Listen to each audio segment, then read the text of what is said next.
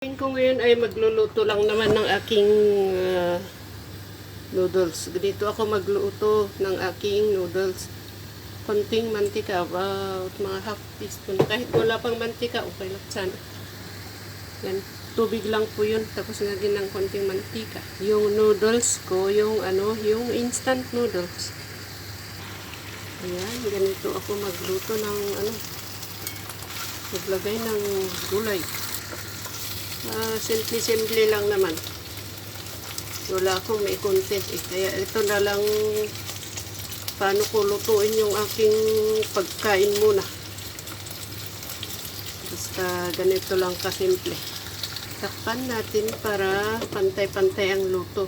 Hindi ko na nilagyan ng asin. Basta yun lang ang nilagay ko. Tubig, konting mantika. Sandali lang po. Yung sakto lang na luto yung aking gulay. Kasi gusto ko yung gusto ko yung medyo crunchy. Ayan. Ayan. Tapos, hindi ko na gagamitin itong style ko. Tatapon ko to. Palitan ko ng bagong tubig. Ayan. Mas marami yung aking gagamitin ngayon dahil ma-absorb ng noodles. Lagay ko na pala, hindi ko na hintayin kumulo pa. Ganyan, ito yung maliit na pack lang. Hindi ko na po pakita kung anong noodles ito dahil hindi pala maganda sa Facebook. Itong seasoning may kasamang mantika pero di ko na ilagay ito kasi may mantika yung aking gulay. So, ito lang ayan, kumulo na po yung tubig. So,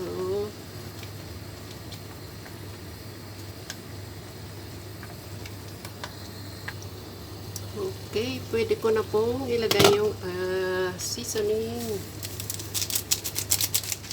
Okay lang, ilagay ko lahat dahil hindi ko iniinom yung sabaw. I think it's okay na. So, ilagay natin sa, Naku, muntik na mahulog yung aking Lagay natin dito sa plato na. Ayaw ko yung sabaw. Hindi ako, kasi nandito lahat yung alat. Maalat na nga yung napunta sa sa noodles. Okay na yun. So, ayan. Tapos, meron akong chili oil. Lagyan ko ng konti. Yung kaya ko lang na anghang. Ayan. Kaya kong ilagay doon kasi baka kumapit yung doon mahawa yung iluluto ko next. Maanghangan yung pagkain ng amo. So, ayan. Thank you for watching. Ayan. This is it. So, kahit noodles lang pagkain natin, lagyan natin ng gulay para may sustansya. Ayan. Kain na po tayo. So, maraming salamat sa panonood. Ayan.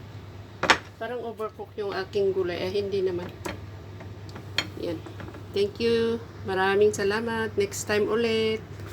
Bye-bye. Kain na po tayo. Sarap. Sarap. Sana okay. Sana okay. Pero mamaya ko pa kainin kasi may gagawin pa ako. Ang init-init eh.